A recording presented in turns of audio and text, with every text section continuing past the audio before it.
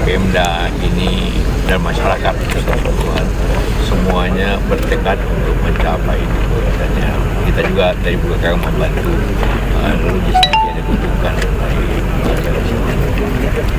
mudah-mudahan ini mencapai. Di samping tadi heli akan untuk situ, jadi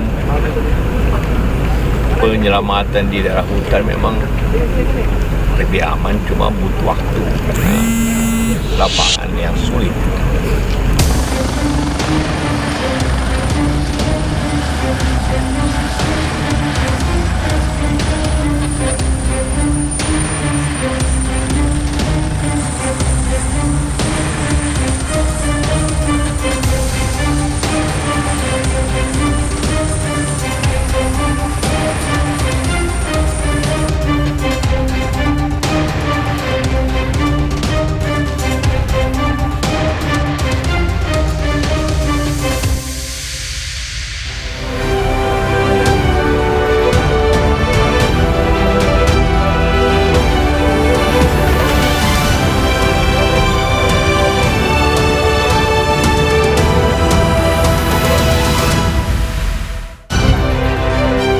Diduga membuat petasan sambil merokok, ledakan menewaskan 4 orang dan melukai lebih dari 20 orang.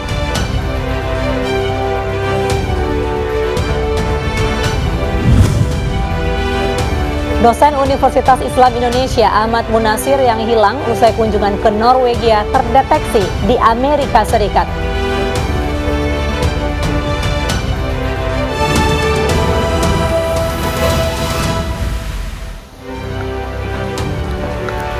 Halo, selamat malam pemirsa. Tim Gabungan Penyelamatan Rombongan Kecelakaan Helikopter Kapolda Jambi berhasil menyalurkan bantuan untuk para korban. Kapolda Jambi beserta rombongan menderita patah tulang dan sejumlah luka lainnya dan dalam kondisi sadar serta masih bisa berkomunikasi. Bersama saya, Mirva Suri. Inilah iNews Malam selengkapnya.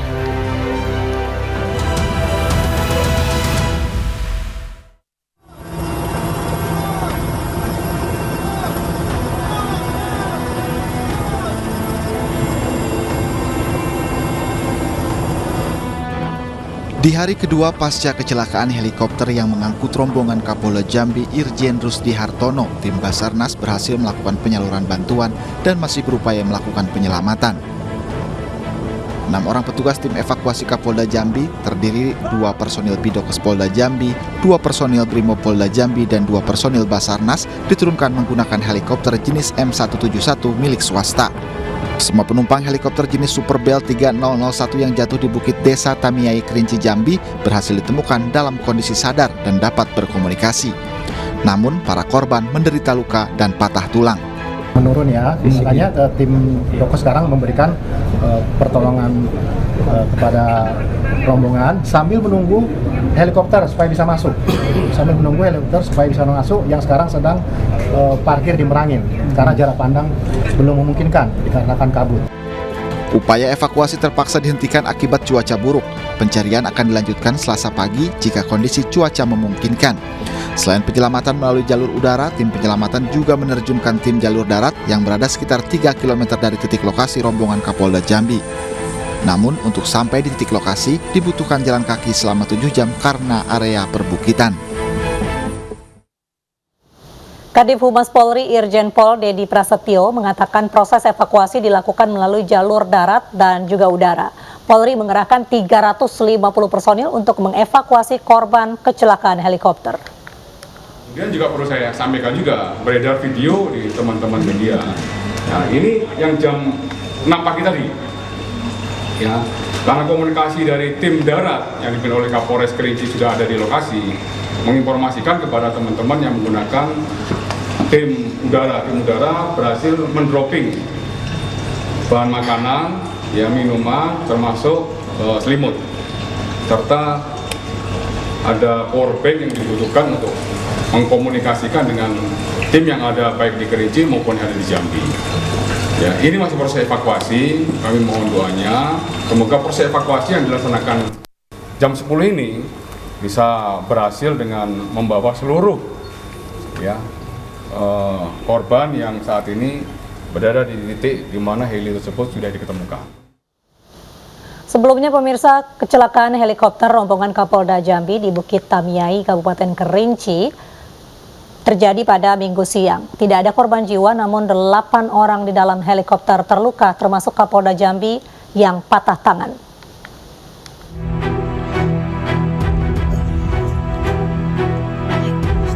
Helikopter yang ditumpangi rombongan Kapolda Jambi, Irjen Pol Rusdi Hartono, mendarat darurat di Bukit Tamiai, Kabupaten Kerinci, Jambi pada Minggu siang. Helikopter berisi 8 orang penumpang, yaitu 3 orang kru helikopter dan 3 orang pejabat Polda Jambi bersama 2 ajudannya. Tidak ada korban jiwa akibat kecelakaan tersebut, namun penumpang mengalami luka-luka. Kapolda Jambi, Irjen Pol Rusdi Hartono dilaporkan mengalami patah tangan kanan. Sebelumnya Kapolda Jambi berangkat dari kota Jambi sekitar pukul 9.25 waktu Indonesia Barat dari Bandara Sultan Tanah Jambi menuju kota Sungai Penuh dalam rangka kunjungan kerja. Pada pukul 11 siang, Posko Polda Jambi mendapat laporan dari kru bahwa helikopter yang dinaiki Kapolda Jambi dan rombongan mendarat darurat. Kita sudah mendapatkan informasi karena dari penumpang yang berjumlah 8 orang, terdiri dari Kapolda, Direktur, staf dan 3 kru, semuanya masih dalam kondisi selamat walaupun ada beberapa orang yang terluka dan diantara mereka juga bisa berkomunikasi dengan kita walaupun kadang-kala ada kesulitan, namun di satu sisi kita telah mengetahui titik koordinat di mana helikopter tersebut melakukan pendaratan darurat. Pendaratan darurat tersebut dilakukan karena helikopter Super Bell 3001 mengalami gangguan akibat cuaca buruk. Kabut juga melanda jalur penerbangan sehingga jarak pandang terbatas.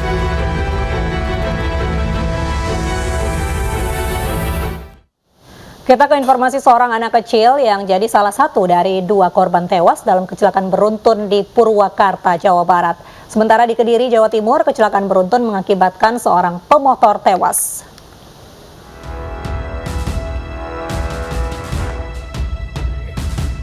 Dua orang tewas dalam kecelakaan beruntun yang melibatkan 5 kendaraan di Kampung Cisalak, Purwakarta, Jawa Barat. Korban tewas adalah Alifah Hari Rosindari, warga Kelurahan Curug, Kecamatan Klari, Karawang, dan seorang anak kecil warga Curug Klari, Kabupaten Karawang. Seluruh korban jiwa merupakan pemotor. Kecelakaan juga mengakibatkan 3 orang terluka. Seluruh korban dievakuasi ke Rumah Sakit Umum Daerah Bayu Asih, Purwakarta. Kecelakaan terjadi ketika truk trailer pengangkut peti kemas melaju dari arah Karawang menuju Purwakarta. Kecelakaan diduga akibat sang sopir kurang antisipasi dan gagal dalam sistem pengereman saat menyalip. Polisi kemudian menggelar olah tempat kejadian perkara. Akibat kejadian ini lalu lintas alami kemacetan, sementara sopir truk melarikan diri.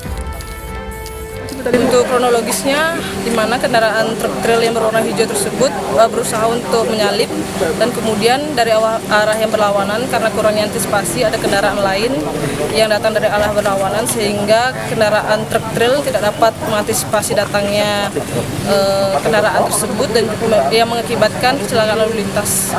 Kalau pengemudi ada? Untuk pengemudi truk trail sendiri masih kami lakukan penyelidikan karena diduga melarikan diri dan tidak ada di lokasi kejadian. Kecelakaan beruntun melibatkan 6 kendaraan terjadi di Jalan Kapten Tendean, Kota Kediri, Jawa Timur. 1 pemotor tewas di lokasi kejadian. Sementara seorang sopir truk box yang selamat dievakuasi petugas bersama warga. Sopir truk hanya mengalami luka di kakinya setelah terhimpit bagian kendaraan. Sopir truk kemudian dibawa ke rumah sakit untuk mendapatkan perawatan.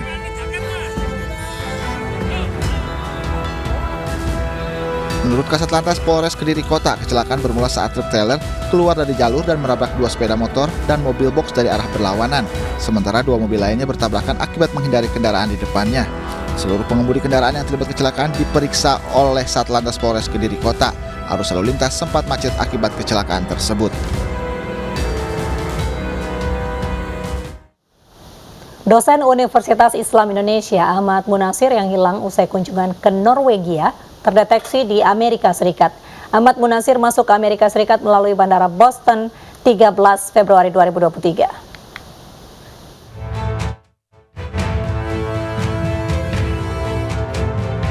Pencarian dosen Universitas Islam Indonesia Ahmad Munasir yang dilaporkan hilang usai kunjungan kerja ke Oslo, Norwegia menemui titik terang.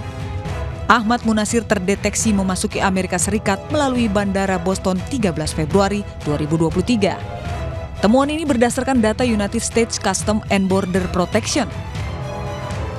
Waktu itu kami masih gelap, tidak tahu informasi, sampai kemudian ada informasi penerbangan yang diikuti oleh Mas Raffi dari Istanbul menuju Boston di Amerika Serikat.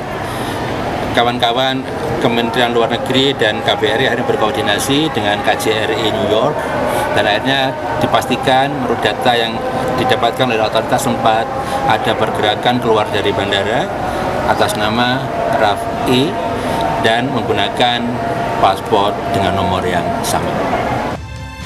Sementara meski belum diketahui pasti keberadaan Ahmad Munasir, Direktur Perlindungan WNI membenarkan informasi jejak keberadaan Ahmad Munasir di Boston, Amerika Serikat.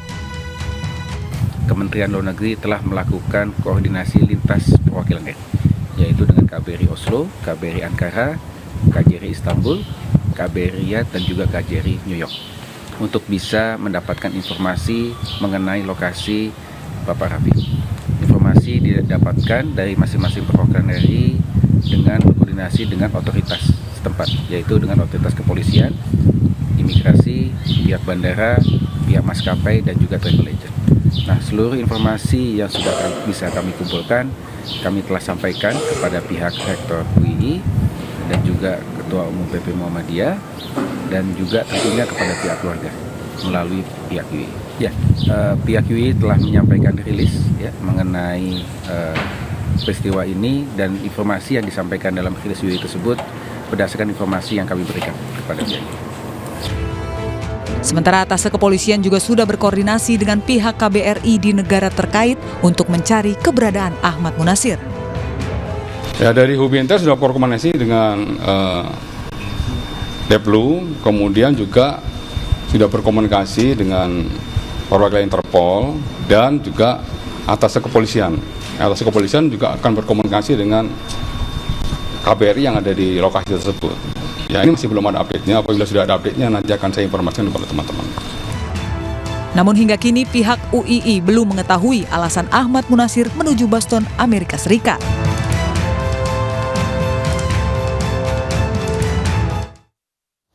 Sementara menurut Kepala Divisi Hubungan Internasional Polri, Irjen Pol Krisnamurti, Ahmad Munasir tidak menunjukkan konfigurasi orang hilang, namun sengaja menghilang.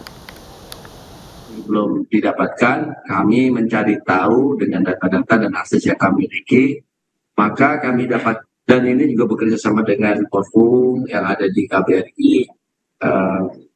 KBRI Washington DC, Akpol kami yang di Washington DC dengan KJRI New York, itu dengan Ankara juga kami koordinasi, dengan Oslo juga kami koordinasi.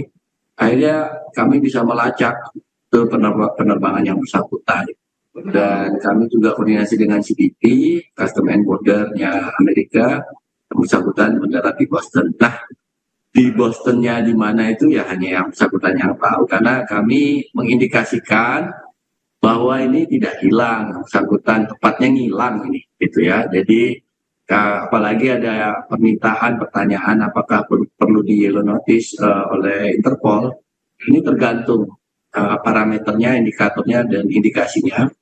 Maka sementara ini kami belum bisa mengajukan apapun ke red notice, mengingat konfigurasi masalahnya tidak mengindikasikan. Seorang wanita ditemukan tewas dibunuh di kawasan Makassar, Jakarta. Hanya dalam tempo 2 jam, pelaku ditangkap, dan dari hasil pemeriksaan sementara pelaku tega menghabisi nyawa korban dengan motif cemburu buta. Seorang wanita ditemukan tewas bersimbah darah di dalam kamar lantai 2 tempat penginapan di Jalan Pintu 2 Taman Mini Makassar, Jakarta Timur, Senin sore. Petugas kepolisian yang tiba di lokasi langsung mengidentifikasi korban. Saksi yang merupakan pekerja bangunan mengatakan dirinya curiga melihat pelaku berlari kencang dengan kondisi berlumur darah. Kita ke bawah mau motong Gibson. Iya. Dia keluar tuh si bapak itu. Nah, aku ngelihat kakinya kan, langkah kakinya berdarah. Darah semua. Oh, kakinya tuh bekas itu di keramik itu berdarah. Aku tanya, Pak, itu kakinya berdarah? Enggak, katanya sobek katanya. Oh, alasannya sobek. Tapi aku lihat kan nggak sobek. Setelah itu? Mau kemana Pak? Mau beli nasi katanya. Sementara itu kurang dari 2 jam setelah penemuan jenazah, pelaku langsung ditangkap. Dari hasil pemeriksaan sementara, pelaku ternyata merupakan suami siri korban. Pelaku tega menghabisi nyawa korban hanya karena cemburu buta.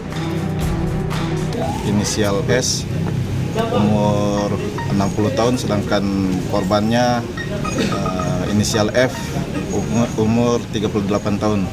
Untuk diduga mereka adalah pasangan di bawah nikah. Jadi perkiraan awal istrinya ini diduga selingkuh oleh suaminya sehingga suaminya cemburu dan melakukan tindakan pembunuhan tersebut. Saat ini tim penyidik masih melakukan pemeriksaan terhadap pelaku. Sementara itu, jasad wanita telah dievakuasi ke rumah sakit untuk dilakukan otopsi.